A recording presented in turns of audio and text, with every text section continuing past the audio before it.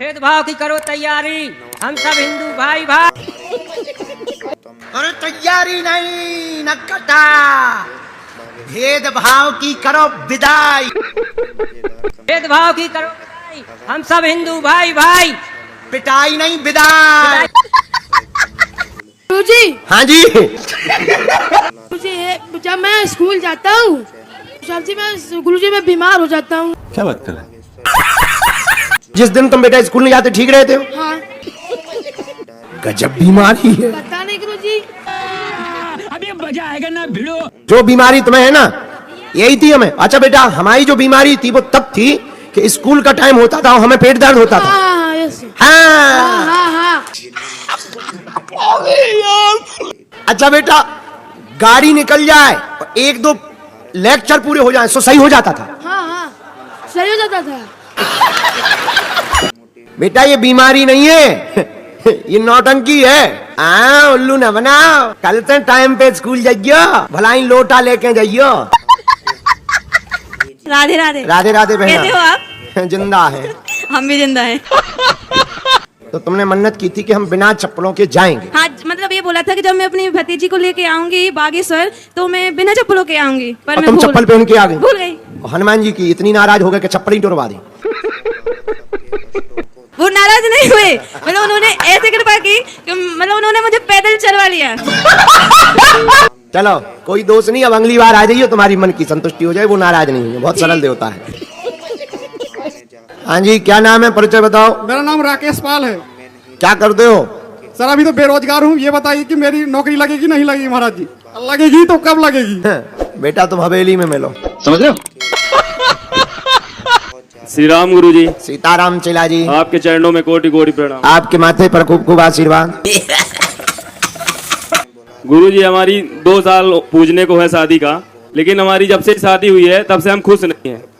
बेटा शादी के बाद हुआ कौन है खुश? गुरु जी हम ये कंफ्यूज हैं कि हम अपनी धर्मपत्नी का साइड लें या कि माता पिता का साइड लें। दोनों का साइड लेते हैं, किसी एक का साइड लेते हैं तो एक तरफ से मारे जाते हैं। मतलब तुम पिटते भी हो। पहली बात तो ये बताओ बेटा तुमने हमसे पूछ के शादी करी? नहीं गुरु जी। वही कहते हैं गुरु जी, तो कहते हैं जो मन में आए तुम्हारे वो करो। तो अभी हम घर से दूर भी चले गए, हमारी वाइफ कभी जंगल में रहते हैं तो वहाँ छोड़ के आए। जंगल में छोड़ दिया तुम्हें? गुरुजी मैंने जब आपसे दीक्षा ली थी तो मैं लगातार मंत्र जाप करता था, तो मेरे को महसूस भी होता था और अनुभव भी होता था। फिर मैं रामेश्वरम के बाद आप जानते ही हैं, उसके बाद मेरे को अनुभव और सब मिलना बंद हो गया अचानक, और मेरे काम भी उल्टे हो गए सारे। आवाज आ रही? Hello hello. हाँ हेलो, कान में लगाओ, आवाज आ रही? हेलो आ रही? नहीं आ रही? भैया माइक तेज करो, आवाज नहीं आ रही दादा। लगाओ कान में, हम बोल रहे हेलो। अरे टन शुरू भाई। हेलो थोड़ा और तेज करो, अब लगाओ कान में। हेलो माइक से बोलो हेलो हेलो। हाँ भाई धर्मेंद्र आ रहे हैं, धर्मेंद्र आ रहे हैं, गुरुजी के पास आ जाएं, गुरुजी के पास आ जाएं। ये जो तुम्हें नस की दिक्कत बनी है ये इसलिए बनी क्योंकि तुम्हारी 2 लोगाई हैं। दोनों पत्नी के बारे में तुमने बच्चों को नहीं बताया। नहीं, लेकिन पत्नी को पता है। पत्नी को पता है, दोनों को पता है। दोनों को पता है। एक अलग जगह रहती, दूसरी अलग जगह रहती। बताओ बुढ़ापे में भी बताओ तो। इधर एक नहीं मिली आज लोग। हम लोगों के ऐसे विचार हैं कि भगवान ही बचाएं। कथा में तो नींद आती है और गंदी बातें करवा लो, रात भर नींद नहीं आती। फिल्म दिखवा लो, पूरी रात नींद नहीं आती है। किसी की बुराई करवा लो, है फलाना ऐसा है ठिकाना ऐसा है। वो कह दो नहीं रामायण पढ़ो रामायण। गुरुजी हमारा तो सिर दर्द कर रहा है। कहना क्या चाह रहे हैं भाई आप?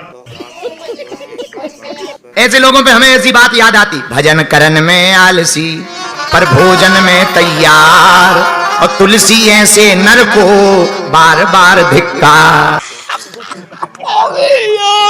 क्या बोल रहे लोग?